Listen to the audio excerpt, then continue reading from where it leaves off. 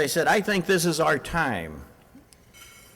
Agriculture now has the incentive because we have something we've never had before. We have a national security issue with energy supply that we grow rather than we pump someplace else and bring here.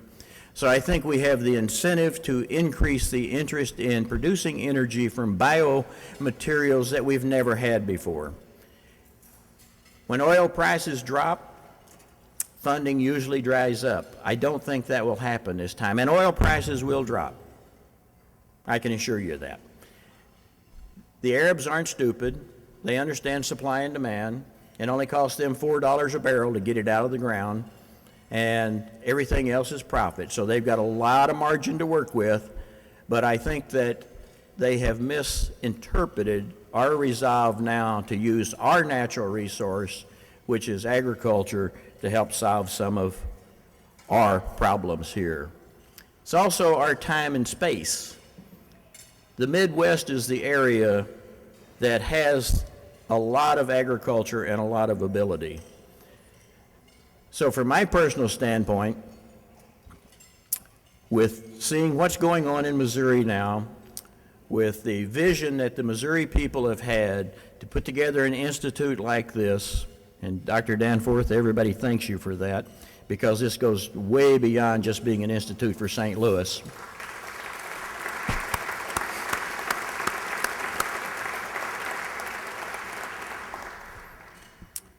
And then when I see the Wexford group who is putting their money and support to this and saying, hey, we want to help you fill these buildings and we want to have a place where you can create entrepreneurs and they have a place to go so you don't have to pull up stakes and move to San Diego.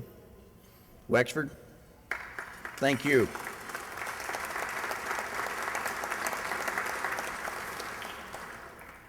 So I see absolutely no reason why this area with the greatest plant science company in the world right across the street, the greatest plant science institute right here, with people that are willing to put their venture money in buildings so that people have a place to go now.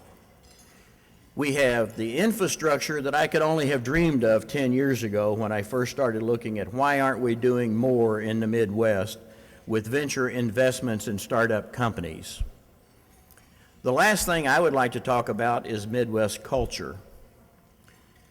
I love hiring people from the Midwest because I know they have a great work ethic, they show up on time, usually with all their clothes on, even in California. The thing we don't have in the Midwest is we don't have the entrepreneurial risk takers that we need. And one of the reasons that you don't have those is because there never was an infrastructure where they knew they could graduate. If they started up something, they knew they would probably have to move, so why not just go move in the first place and start it there?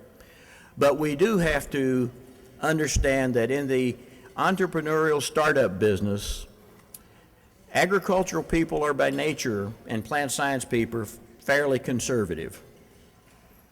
They're not inherent risk takers.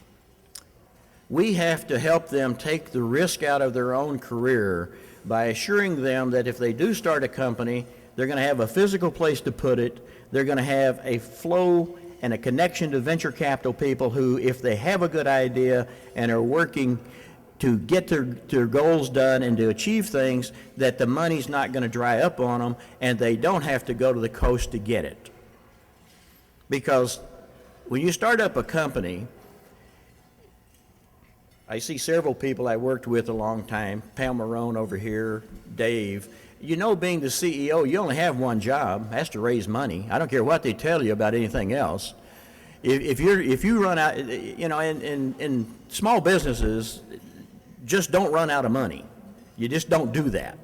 And but the culture here still isn't as risk-taking as we would like to see. But as I said, what has happened now is with some of the funds getting more attuned to investing in agriculture, and by the way, we had just had a great exit in agriculture. We had a company called Athenix, which, David, have you heard of Athenix?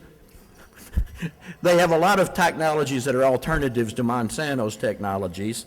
Bayer just bought them for $400 million.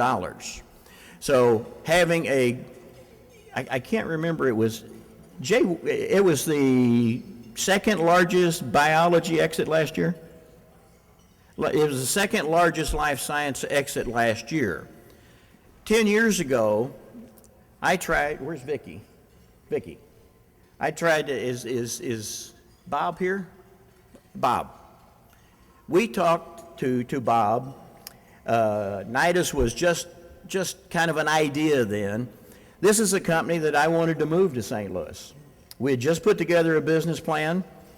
We were talking about where they were going to be. And since Nidus hadn't got the office up and going, they ended up going to North Carolina for two reasons. One is the lead investor was there, and they said, hey, if we're going to invest in you, we'd kind of like to have you down the road here. So we moved Athenix to North Carolina, and 8 years later, after 3 or 4 rounds of financing, they exited for $400 million. So here's a company that had 80 or 90 employees. Bayer stepped up and bought them, and it has now announced that they're going to build a facility around that company that's going to employ 200 to 300 people. So you're looking at a huge investment around that one company. And I hate to say this, but it could have been here. Let's not let that happen to us in the future.